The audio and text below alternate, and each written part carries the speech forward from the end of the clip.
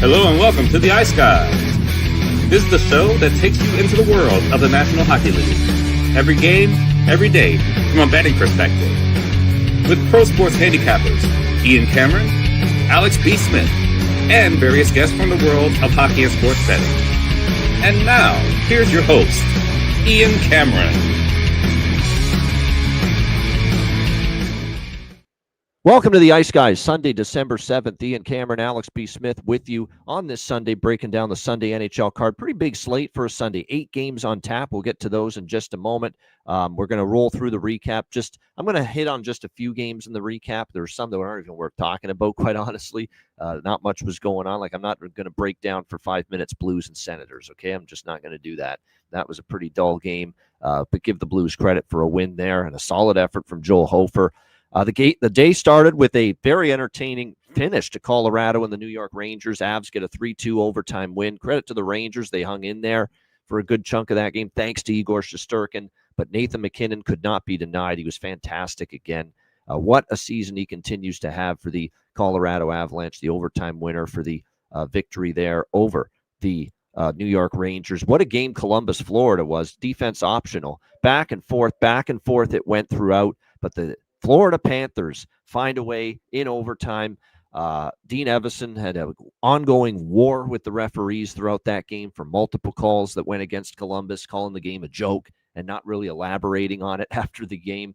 But I think Dean had the right to be upset. Some of those calls were very, very sketchy that went against the Jackets. But at the same time, you know what the bigger joke is? Giving up 7 goals. That can't happen. And again, Elvis Merzlikins made a critical error, gaff coming out of the net to play the puck, got caught, which led to the tying goal. This has to stop. Jet Greaves has to be the goalie now, okay? I know he's been winning, but it's been smoke and mirrors victories when Merzlikins has been in there because of the fact that they've been obviously, scoring goals and giving him run support. He's still not playing great. Jet Greaves, your better goalie. Play him. Play him and play him consistently. Because to me, what I've seen, he's separated from Elvis, and that's a real tough loss for Columbus. You have multiple leads in that game, and you can't hold a single one of them against a struggling Panthers team. That's very, as you can tell, I'm upset because I had the money line, but I did have the team total and I had the over, so it wasn't all bad in that game. But that's a game they should have won. Montreal, Jakub Dobeš, great game. Hildeby was great in defeat. 2-1 shootout win for Montreal. Very good goaltending, both sides there. We sweep the over by Fecta with Nashville, Carolina. We talked about that angle at home off a home loss. It came through again. First period, full game over. On a night that was littered with unders, we saw that over by Fecta come through with Nashville, Carolina. Nice bounce-back win for the Canes there. Islanders, way to go, Alex, with the best bet. Islanders shutting out Tampa 2-0. No Kucherov, no point, no offense. Apparently for the Lightning without those two guys last night. Nice win there for the Islanders, and they beat the Tampa Bay Lightning twice in less than a week. And obviously, Jonas Johansson can't even fault him. When you don't score, you can't win. Calgary, back-to-back wins. They shut out Utah 2-0. Boston beats New Jersey 4-1. More offensive issues for the Devils. 1 goal in their last 3 games combined. It has been a horrible stretch for the Devils offensively during this run. Well, I guess for your Blackhawks, Alex, scheduled loss, I guess is what you could say. I mean, L.A., they finally meant business, came out like it, and put the boots to Chicago there 6-0. That's not a big deal for Chicago. No panic necessary. Just like it's not, I wouldn't, do handstands yet if I'm L.A. and a Kings fan. I got to see more. You got to put a streak together, but give the Kings credit. Felt like a game they had to have, and they were able to beat Chicago there 6-0. How about Vancouver? All of a sudden, Jesper Wallstedt, human again, as the Canucks beat the Wild 4-2 in that game. Missed opportunities for Minnesota. They had a pretty good first period, couldn't extend a 1-0 lead. And when you let any team hang around, even a struggling one, sometimes you're in some trouble. And another bad loss. That's 2 bad losses in a row for Minnesota on this road trip against Calgary and Vancouver. Winnipeg, rough night. Very, very interesting that they went back to Comrie on a back-to-back. Scott Arniel, rough first period for him. He gets taken out. I think Milic should have started. Comrie looked like a guy that needed a rest last night, but Milic was put in after that. Horrible first period. 4-0 Edmonton after the first. They didn't look back. 6-2 Edmonton. So that was a good game. I had team total over on the Oilers and also the, what else? The full game over. 6.5. And we had the best bet win for me. So it was a 2-0 best bet on the show yesterday for Alex and I. We had Detroit, Seattle over 5.5. Red Wings get a 4-3 win there in that game. And again, now that's 8-0-2 to the over between the Red Wings and the Kraken all time. Alex, your thoughts on what we saw Saturday? Yeah, just 4 games that stuck out with me. One, that early game with Colorado and the Rangers. I don't understand for the life of me how Jared Bednar does not take a timeout after back-to-back icings on a 6-on-4 spot. That was a mistake. That was a huge mistake. That game should have never gone to overtime. You call a timeout there and get your guys refreshed and ready, you probably win that game in regulation. And it doesn't mean anything in the grand scheme of things. Okay, you gave up a point to the Rangers, a cross-conference rival. But what if that's a division game? You know, what if that's late in the year? You don't want to give up points like that. I just thought that was a really dumb move. Clearly a missed opportunity to give your top D pair and your top defensive forwards who are always out in a situation like that 6-on-5 some rest. Yeah, they were gassed, and it didn't do it, and that game ends up getting tied. So thankfully, like I said, McKinnon bails them out in OT, but that was a dumb move. That really stuck out with me. And then you go to the afternoon game. What a fun one, right? And it seemed like all the offense was taken up by this game, because if you look at the first evening games at 6 o'clock starts, it seemed like there was no scoring going on for a while. And he's like, oh, well, all the scoring's happening in Florida and Columbus. Great game, and I'm mad at myself. Shout out to a couple people in the comments after the show. They did catch on this. I was supposed to bet the draw yesterday, and that draw did come through. And now we've seen this pattern continue over the last few games, where it's 2 games back to back with a game in past regulation for Columbus, and then a game that ends in regulation. So based on the trend, their next game against Washington, we do not bet the draw, but then we maybe come back for Carolina and Ottawa. It's strange how that pattern has been picking up steam now, with 2 on and 1 off. So that's something that stuck out with me. Hawks game, like you said, kind of a scheduled loss. I thought it was very strange. We both thought it was strange. We didn't see any confirmation that it was Soderblom. And then all of a sudden you hear, well, it's Spencer Knight going back again. He didn't look like himself. That Hawks was another bad second period. First period was fine. They outshot LA. They seemed to still kind of have that momentum like they did in the first period of Thursday's game. But another bad second period for the Hawks. I don't know what that's about. But like I said, the Kings needed that game. They played the last 40 minutes of that game knowing as if, like, you know, Jim Hiller's job was on the line, knowing that things might be shaken up if they were to lose that contest. So, you know, that was an important win for them. And for the Hawks, hey, you got another game today. You can, you know, dump that one out and make amends, make anew with the game against a team that you've, you know, had a little bit of a history with so far this year in Anaheim. And then the Minnesota game, like I said, another bad loss for them. Wallstead finally getting beat. Wasn't going to win every game, much to the chagrin of the people in my neighborhood, in my area. It was going to happen. He's going to have a bad game. But to have that against Vancouver is a little shaky. Having bad games against Calgary and Vancouver is a little bit shaky. You need to beat those teams if you're going to be a playoff team moving forward.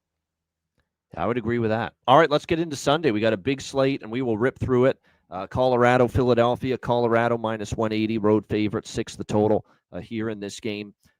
Very interested to monitor the goaltending situation.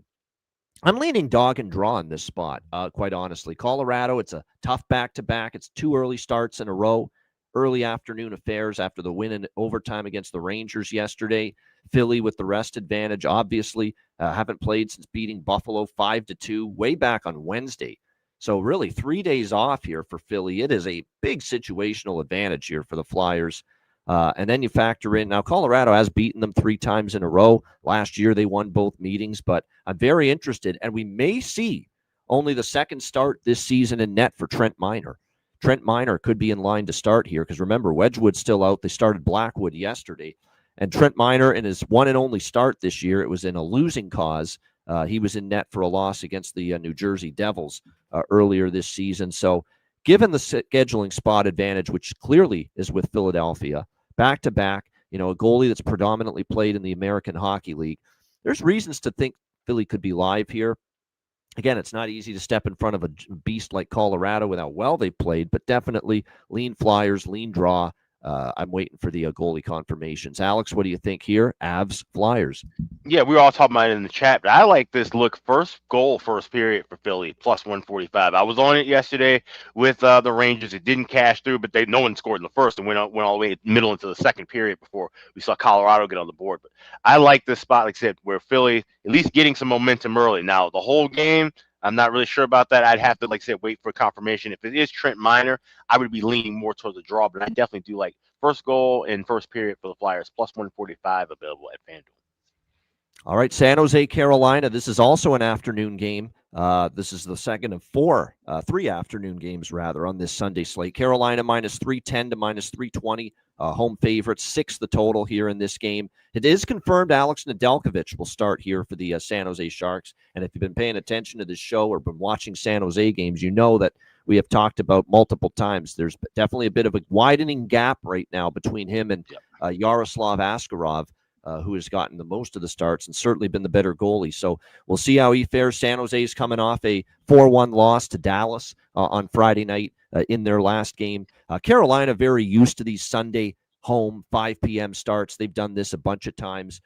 We saw Brandon Bussey get the start last night against Nashville in that 6-3 victory. And you know what that means? It's probably the old declining, aging, decrepit veteran, Freddie Anderson, that might get the start here on the back-to-back for Carolina. And Freddie's not right. And I'm not just the only one that said that. I mean, Jonathan Davis has been screaming it from the heavens, our pal there, for a long time, how Freddie Anderson's not the same goal. He's been giving up goals early and often in games. So if this is a Freddie Anderson confirmation, put it this way, I'm already leaning over by Fecta here in this game. Probably will be on that regardless. But definitely if Frederick Anderson's confirmed, I'm going to go one step further. And I'm going to go with not just over by Fecta, but maybe both teams to score first period. Maybe definitely San Jose goal in the first period, because we're going to get that at a very cheap price here. With them being, facing a team that's a minus 300 favorite. You're going to be able to get San Jose in that reasonable minus 120 range as far as scoring a goal in the opening period. I'm looking at it right now. Yeah, you can get minus 120 right around that price. San Jose goal in the first period. I like that quite a bit. If you want to really be bold, you could go San Jose first goal, first period. I'd be tempted if it's Freddie Anderson. He's been the king of giving up early goals lately. Look at the Toronto start. First shot goes past him, and it was not a great goal on his part to give up. So San Jose first goal, first period at a massive plus number is interesting. I like the San Jose just to score a goal in the first period, most of all. Over by Fecta may turn that into a trifecta if Anderson's confirmed. Alex, what do you think here? San Jose, Carolina. Yeah, I like Sharks team total over 2.5 plus 118, regardless of who's in it. That's something I will be betting regardless. But like I said, I will be adding those plays on as well if it's Anderson. Certainly, we'll be looking for over by Fecta in game. But I will have both teams to score in the first. Sharks first goal, first period. Sharks goal in the first period. All of those will be add-ons if Anderson's confirmed. Don't know if I'll take San Jose plus 270. Don't know about that, because I don't trust Nedeljkovic fully here for the Sharks. He's been giving up goals lately. And Carolina, back-to-back, but no travel. And, they lost a couple. Now they're trying to get on a little bit of a roll here. I could see them still winning the game and still scoring goals offensively. So the San Jose looks are going to be, for me at least as of now, and not to mention Carolina's won 8 straight. So they have, definitely dominated this series. So my looks towards San Jose are going to be more team total, first period goal, and maybe a sprinkle on that first goal of the first period at that big plus price. All right, next up, we've got, as we continue along here, we've got someone that's not scared to take the Sharks money line, though. Our friend AM in the chat mentioning he likes San Jose live. I'd certainly lean that way, but I just like the earlier looks more and the team total as well, because I'm not sure Nedeljkovic is going to shut the door necessarily here. All right, New York Islanders, Florida Panthers. We've got Florida minus 160, home favorites, 6 the total here in this game between these two teams. I'm going to do a dog and draw split here, small on this. I know we're going to get David Rittich because it's a back-to-back. It was Ilya Sorokin, and normally I would be petrified to back David Rittich at all. He's usually a bet against or pass goalie for me throughout the course of his career. We have to give David Rittich some level of respect and kudos. He's having a decent year. He's having a solid year here for the New York Islanders. So if it is him in net, I'm not that worried, especially when he's got Tarasov likely on the other side. Danil Tarasov, who's been definitely ordinary at times this year in between the pipes for the Florida Panthers. 2.61 goals against, 901 save percentage for Rittich, 6-2-1. Tarasov's just 2-4, 2.67 goals against, 907 save percentage. What's funny is Tarasov's numbers are slightly better than Rittich's, but his win-loss record is much worse. So it's very, very interesting to see how this plays out. But again, Florida, you talk about an escape. They didn't play great yesterday against Columbus, but they escaped because Elvis Merzlikins and the defense of Columbus was a shit show, and Columbus got in penalty trouble, some of which they did not deserve, as Dean Evison alluded to in the postgame. So, like I said, I'm very interested in dog and draw split here, Islanders and the Panthers. This is another one where right now Florida's an over team. Like, they can score, especially now with, Verhaeghe's now back from his little absence to dealing with the birth of his kid. But the defense, man, it's not the same Panther defense. That was atrocious yesterday. The odd man rushes, the turnovers, the breakdowns in their own zone defensively. So, like I said, I will look for over by Fecta, but I'm going to take a shot waiting for it a few minutes into the game. Alex, what do you think here? Islanders, Panthers.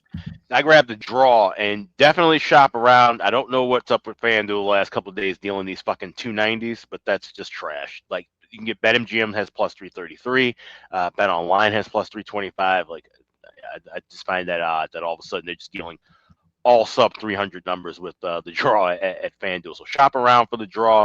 I grabbed it at BetMGM best price, but I definitely like OT here. One thing that's big for the Panthers is they got Cool Mint, our buddy, Cool Mint Lusterine and E2 back yesterday from injury, and he helps. And now he can put together Paul Maurice, Lusterine, and Lundell together again. Although he put him with Reinhart, not with Marchand yesterday, but still great to have for Florida. E2, Cool Mint, Lusterine, and back in the lineup for them. All right, Pittsburgh, Dallas. We've got Dallas minus 170, home favorites, 6 the total here across the board in this game. Dallas, obviously, workman-like game against San Jose. It was not as easy as probably some people would have thought, but they pulled away in the third period after it was tied early in that period. We'll see who's in net for these two teams. Jake Ottinger projected, Tristan Jarry projected here for the Pittsburgh Penguins. And Jarry's kind of separated from Shelov's a little bit for this Pittsburgh team. Certainly been a little bit the better goalie for them of late. Pittsburgh, 4 of the last 5 games they've won, so they played pretty solid hockey. We'll see if that carries over into this game. They also beat Dallas last year in Dallas by a score of 5-3. We'll see if that carries over.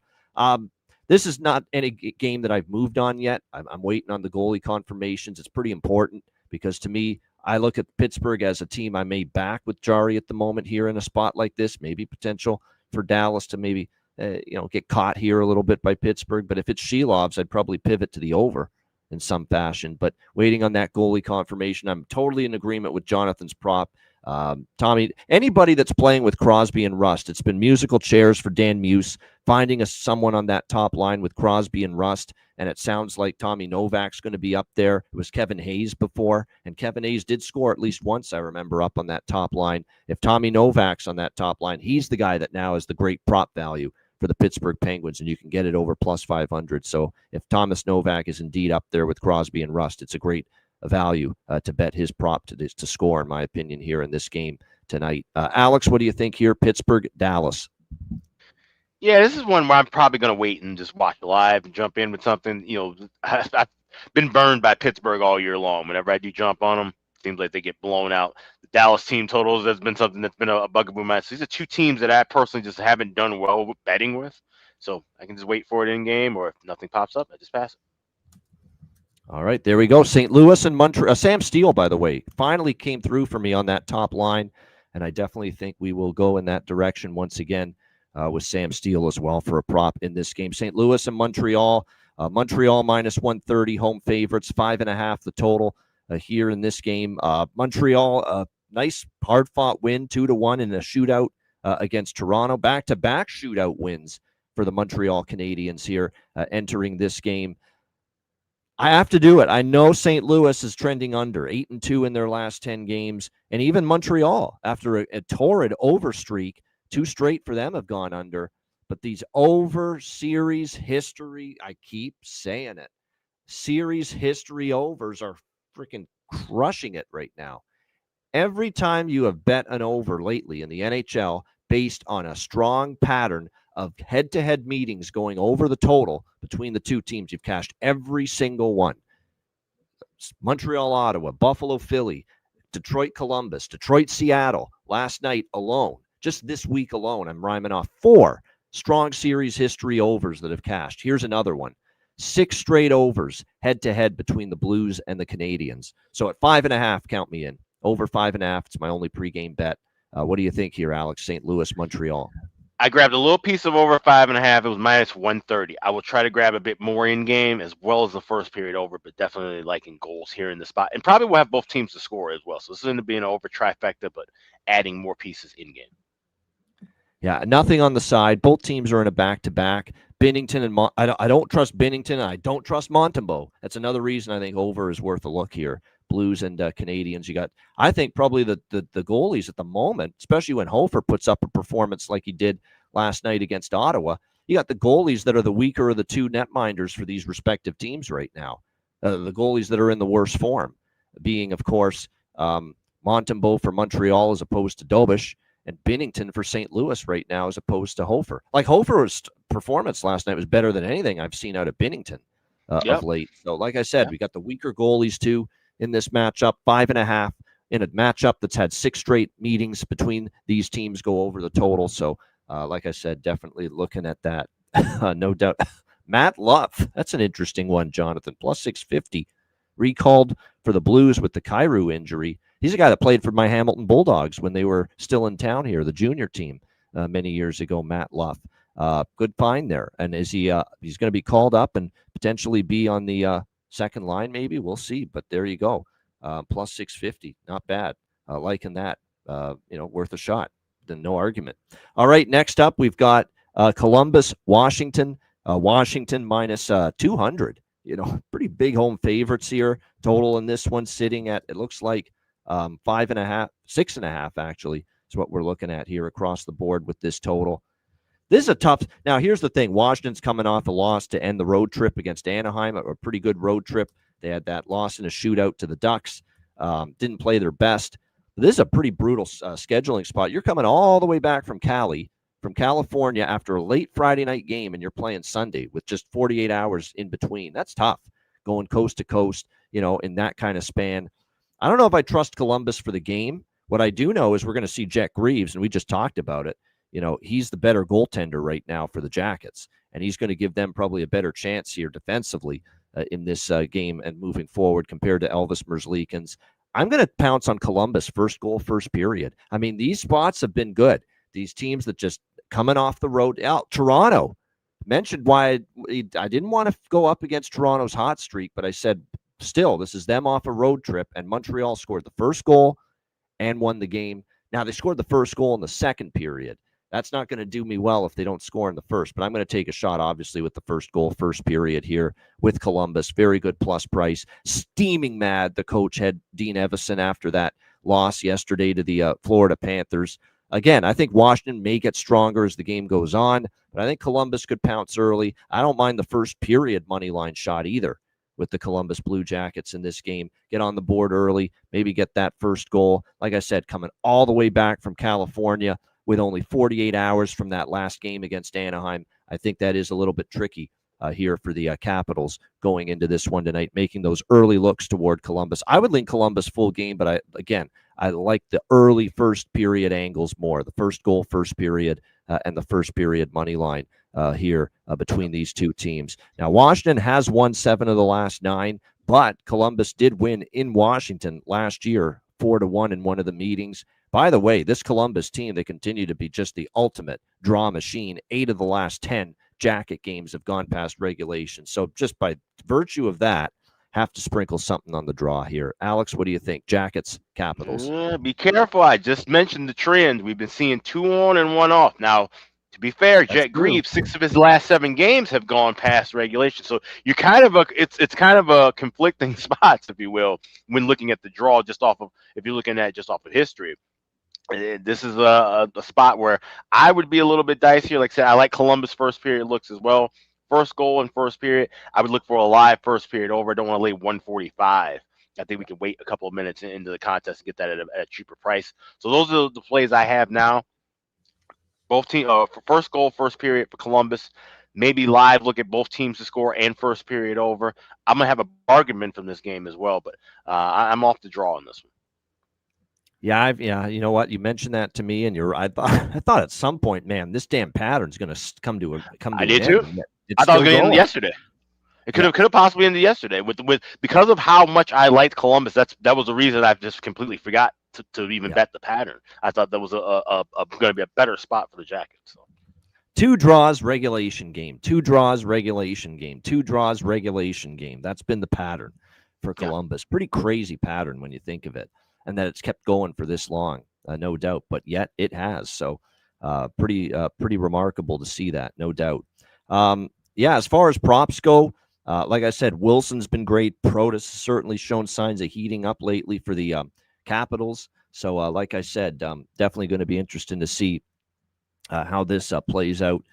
They are announcing the brackets for this college football playoffs. I know this is a hockey show, but as we get to the full bracket revealed, I'll just make a quick mention of that here in just a little bit. All right, we got 2 games left. Next up, we've got Vegas and the New York Rangers. Vegas minus 170, road favorites. Total here sitting at 5.5 across the board. I think this is going to be a Jonathan Quick start here for the New York Rangers. It's back-to-back. We saw Shesterkin against Colorado. Hey, Jonathan Quick's up against one of his former teams here, the Vegas Golden Knights. He was there for what, 2 seconds? That's about it for the Vegas Golden Knights. But like I said, looks like he might get the start here. Kira Schmid got the start against against New Jersey, his old team, on Sunday. But Bruce Cassidy said that, and it was a shutout. So believe me, I'm sure Cassidy's going to be tempted to go back to Schmid after a shutout win. But he's been pretty adamant about alternating between Schmid and Carter Hart to be able to get Carter Hart in action here.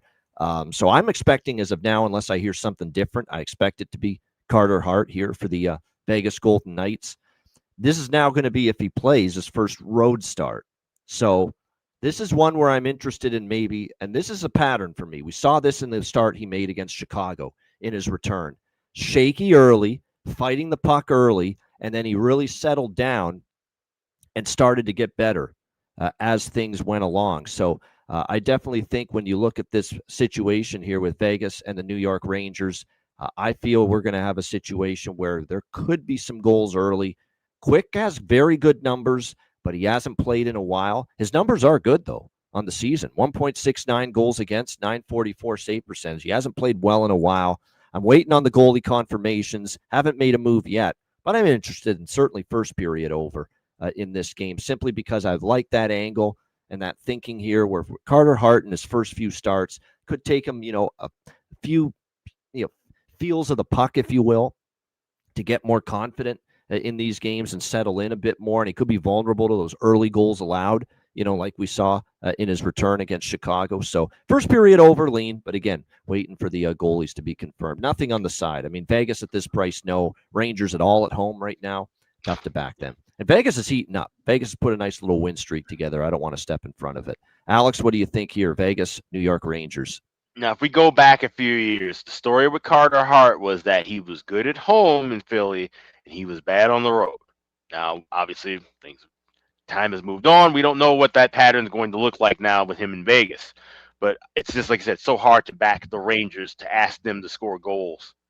I really can't touch anything pregame in this. I have to wait and see. If I'm seeing the same kind of pace we saw early from the Rangers yesterday, then okay, I should have time to grab anything I like, Rangers or totals or overs.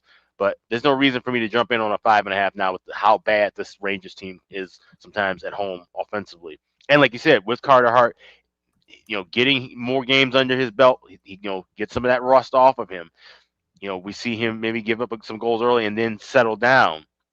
So this is one I just want to wait and see.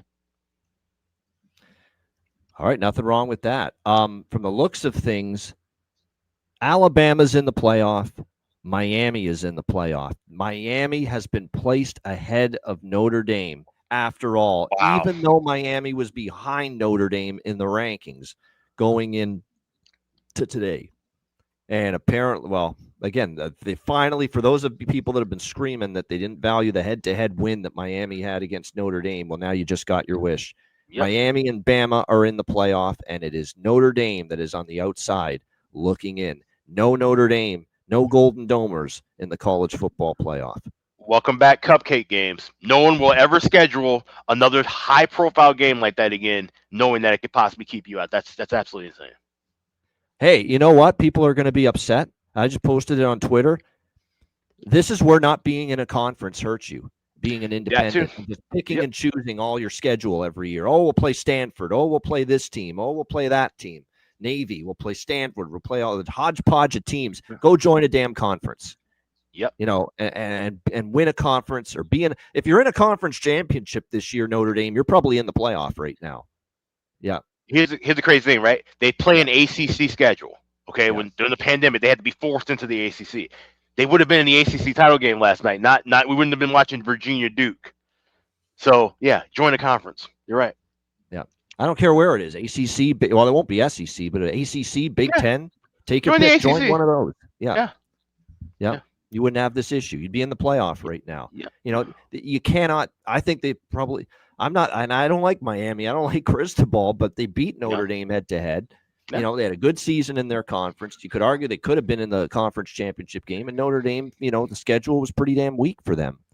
There's no question. So, like I said, I know there's going to be a lot of hurt, upset Notre Dame fans, and they're going to be questioning, well, how are we ahead of Miami? We were both. That's the argument they're going to make. How were we ahead of Miami when you already clearly thought the head-to-head meeting didn't matter because we were ahead of Miami? We were both idle this week. Neither of us played.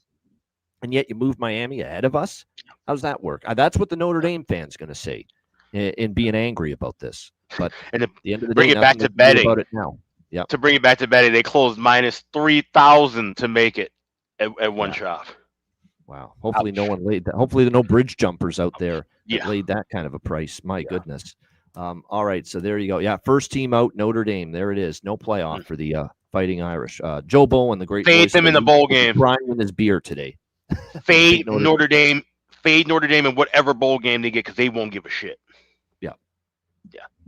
Yeah, they're gonna be crestfallen. I mean, Marcus Freeman has got there's gonna be opt-outs maybe too. Anyone that's transfer portal or that's gonna be, like I said, pretty tough here for Notre Dame to get pumped up for whatever bowl game they play. All right, let's get to back to hockey. Last game, Chicago and Anaheim. We've got Anaheim minus 190 home favorites, 6.5 the total here in this game. Very interesting game. Obviously, we'll see how it plays out. Blackhawks and Ducks. It's back-to-back for the Blackhawks. It's the Ducks who got back on track after a blowout, shutout home loss to Utah. Responded with unbelievable performance against a very good Washington team. That was such a very impressive response from this young Anaheim team. We'll see how it goes here between the Blackhawks and the Ducks. You got to think we're going to see Ville Husso again in net here for the Anaheim Ducks. We'll see how it plays out here between these two teams. But like I said, certainly Anaheim has been tough at home. Also going to be playing with a little redemption on their minds because they just lost to the Chicago Blackhawks at the United Center just recently, 5-3 last week. So you got that rapid revenge situation unfolding here with the Anaheim Ducks in this game. Of course, Chicago getting blanked yesterday by the LA Kings. I was very surprised Spencer Knight got a second straight start, to be quite honest, versus LA. We all thought it was going to be Soderblom against LA and Knight here against Anaheim, but it's definitely going to be Soderblom now. They're obviously Jeff Blashill made the decision all along to commit to Soderblom here tonight in this game. I'm leaning over by Fecta here. Chicago Anaheim. I think it's a fatigued Chicago team. It's the shutout loss angle, which is not starting to heat up again, actually, the shutout loss angle as far as overs. The first period full game over starting to heat up again in these spots for teams coming off a shutout loss. So I will take that. The over by Fecta. Nothing sidewise here in this game. I certainly don't want Anaheim at minus 190, even though I think, it's certainly circled spot. Redemption for losing in Chicago last week. So over by Fecta is all I got here pregame. Alex, what do you think? Blackhawks, Ducks. I'm on that over in the full game, 6.5. A little steep pregame for the first period over. I'm seeing as high as minus 165. So I'd wait for that to come down a little bit. But I am pregame on over 6.5. I think this is going to be a back and forth game. And I was looking forward to this game all week, like I said, because of how explosive this last matchup was at the United Center a while back. I think this could be a fun one. And like I said, with Soderblom in net, Husso in net, we could see goals back and forth here. I have a bargain bin, and it's not on the Hawks tonight. It's actually an Anaheim bargain bin coming from this game. So I have two of them. One's from Anaheim. But I have the over pregame in this one. All right, good stuff. And like I said, I expect it to be Soderblom versus Husso as your two goalies. Would be surprised if it's anything but that. Chicago, as far as props for me with the Blackhawks, it's kind of a take-your-pick team right now, because I could certainly make a case for Burakovsky and Green flanking Bedard. Obviously, you're getting the value there. Oliver Moore's kind of percolating with Bertuzzi and Nazar all of a sudden. So that is definitely something to keep in mind there. For Anaheim, it's a lot of the same usual suspects: Carlson, Cutter Gauthier, Beckett Seneca. Great game from him against Washington the other night. So interesting to see how it plays out. I like that kind of thought Aaron's got with McTavish, because McTavish, they're buddies. There's like off the ice, they're very good buddies. They're good friends, Bedard and McTavish. They played for Canada World Juniors, I think once, if not twice, together with those past World Junior Canadian teams. But yeah, but you throw that out when you're on the ice and you're two ascending young teams, which was great to see. I love that. They're going at each other, even though they're friends off the ice. They put that shit aside. This is play for keeps here. They're playing to win a hockey game. I love that. When it's two friends and they don't mind mixing it up and getting, flapping, chirping each other and going after each other physically. I thought that was a phenomenal part about that Chicago-Anaheim game last week in Chicago. Put the friendship aside. This is business now. The most notable friendship fight ever go way back in the day in the archives. Ole Kolzig and Byron Dafoe, they were the best man at each other's wedding, and they ended up getting into a goalie fight. And I remember that's what everybody kept hyping about when they showed that highlight, was that these guys were the absolute best of friends, but they were beating the shit out of each other. So, hey, you put that aside when you're on the ice. All's fair in love and war, as they say. No question about that. Yes, we do have a sponsorship from a dispensary. We all pretty much always have had one. Of course, Boston Hemp Inc. initially, and of course now our great new sponsor, Royal Cannabis. So yes, great to have them on board. Great to have all our sponsors supporting us, and great to have all of you in the chat on YouTube supporting us. Hit the like button. We appreciate it very much. Check out wizardsportspicks.com. It's a big day, obviously, as it always is on an NFL Sunday. We got NFL, NBA, college basketball, NHL. Check out some premium picks there. It's been a great run for me on the website. Matt, Alex, we're all there. Great work, great handicappers. Check out the Beyond the Lines video that I do every Sunday on the YouTube channel for Wizard Sports Picks. So check that out, wizardsportspicks.com. And check out patreon.com/Ice Guys, $10 per month.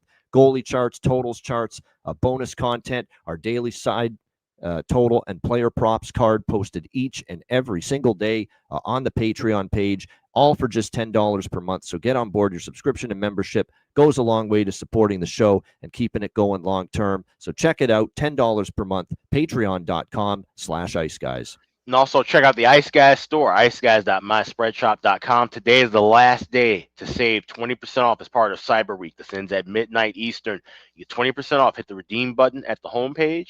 Add all your items to your cart, and the 20% will be taken off at checkout. Don't want to miss out. Get things in time for the holidays. You want to have your gifts under the tree. Definitely order now and save 20% off right now at iceguys.myspreadshop.com. Yeah, now's the time. You want that Ice Guys store merch under the tree. Get on board now and get that order placed as soon as possible. All right, bargain bin special of the night. Best bets coming up right after we hear from our great Ice Guys sponsors.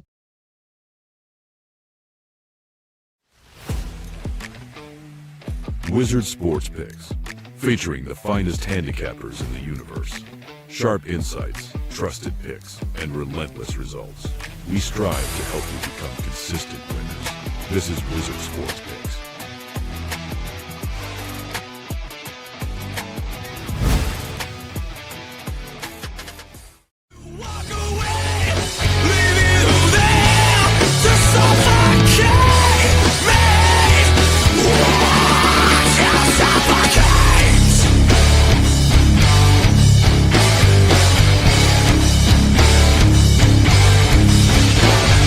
Please for yourself with my mouth is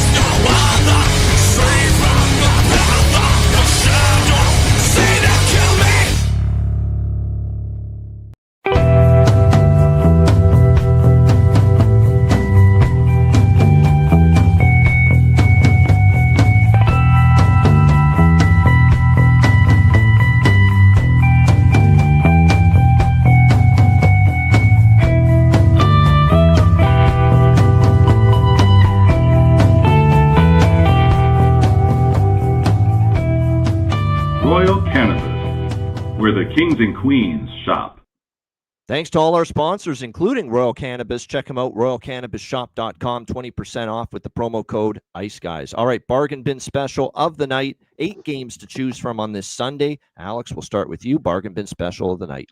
I got a pair of them. When we were talking about that Columbus-Washington game, we both like first goal and first period with the Blue Jackets. And just something kind of stuck out to me. I said, Sean Monahan to get the first goal of the game. You can grab that at FanDuel at 20-1. That's my first bargain bin special of the early evening. Second one comes from that Anaheim game against Chicago. And I'm looking at, it's mentioned in the chat, Uncle Leo. Leo Carlson to score not once, but twice. Plus 1,300. I think he's going to have a big game tonight for Anaheim because it's going to be a fun back and forth battle. I think we see a lot of goals. So give me 2 from Uncle Leo Carlson plus 1,300. And give me the first goal of the game from Sean Monahan at 20-1. My 2 bargain bin specials for this Sunday. All right, good stuff indeed there for bargain bin specials for Alex here on this Sunday card, giving you 2 of them. Yeah, good find by Jonathan. We just heard the word that no Trent Miner, Jared Bednar opting for back-to-back starts for Mackenzie Blackwood. So Blackwood back in net here for a second straight day as they get set to take on the Philadelphia Flyers. Of course, that game is just about 20 minutes away, dropping the puck there on that game. For bargain bin special of the night for me here on this slate, I'm going to go to a guy for the Vegas Golden Knights that has scored in back-to-back games for them. And you know how streaky he can be. When you start to see him pop the goals in 2 in a row like he has, he can go on a bit of a heater for Vegas. I would expect that here. Jonathan Quick, good numbers, hasn't played in a while, though, so I could see Vegas getting on the board in this game, including this guy, close shave Barbashev, Ivan Barbashev here for the Vegas Golden Knights, plus 370. To get that price, guy on the top line, and he scored in back-to-back games. Yeah, that's definitely bargain bin worthy. Ivan Barbashev for Vegas, plus 370 for my bargain bin special of the night. All right, best bets. Alex, what do you like for best bet? All right, let's head on up to Montreal. You got the Blues taking on the Habs, and I like that first period over. I also like the full game over as well, but you can get that first period over right now over at Caesars minus $1.20. So we'll go Habs, Blues over 1.5 in the first. That's my Sunday best bet. I think we'd had something similar on Friday where you had the first period over best bet, and I had the full game over best bet in the same game. And that is my best bet here. St. Louis, Montreal over 5.5 minus 120. Again, these bets have been just gold as far as coming through time and time again. Series history overs, and 6 straight games between the St. Louis Blues and Montreal Canadiens have gone over the total. These have been cashing all week. Betting these overs involving teams where head-to-head it's gone over in every recent meeting, and I hope we see more of the same here. St. Louis, Montreal, over 5.5, minus 120 for my best bet here for this Sunday NHL card. Shout out to everyone in the chat. Hit the like button. We appreciate it very much. And again, one more message I got to share. Yep. Bear down and fuck Green Bay. There you go. I was going to say, I was going to mention that, and I almost forgot to. I know Alex is charged up. He's fired up for the hockey. He's just as, if not more, fired up for the biggest Chicago Green Bay NFL football game in, I would say, years, if not decades. Since 2011. This is the NFC title game. Yeah. Yeah. I mean, this is huge. It's first place for the NFC North. It's a great game, too. It's a very intriguing game. Can the Chicago run game, can that Swift and Monangai duo keep on rocking and rolling on the ground? I can't believe the difference in the offensive line last year to this year, and especially of late, with the offensive line is blowing holes open for their running backs. And they did it last week on Black Friday against a pretty good Philadelphia Eagles front defensively. Exactly. That was mind-blowing to me that they did that in Philly on the ground against that defense. Shocking, but shockingly impressive, obviously. First time with a pair of 100-yard rushers in a game since 1985 when Matt Suey and Mr. Walter Sweetness Payton. Yeah, I thought I was watching Matt Forte or Walter Payton out there for a little bit for the Chicago Bears. Yeah. But, boy, that's a great football game. Can't wait, 4 o'clock. I don't know if it's so great listening to Brady for 3 hours, but nevertheless, it's a great football game there between the Bears and Packers. A reminder, the Ice Guys is live 7 days a week, Monday to Friday, 2 p.m. Eastern. And we are on at 2 p.m. Eastern, or back to 2 tomorrow, which is great. 7 and noon Eastern, Saturday, Sunday. If you can't watch the show live, download the Ice Guys podcast in audio form on all major podcast platforms. For Alex B. Smith, I'm Ian Cameron. Have a great Sunday. Enjoy the games and good luck. And we will be back tomorrow on Monday, 2 p.m. Eastern, for another edition of the Ice Guys.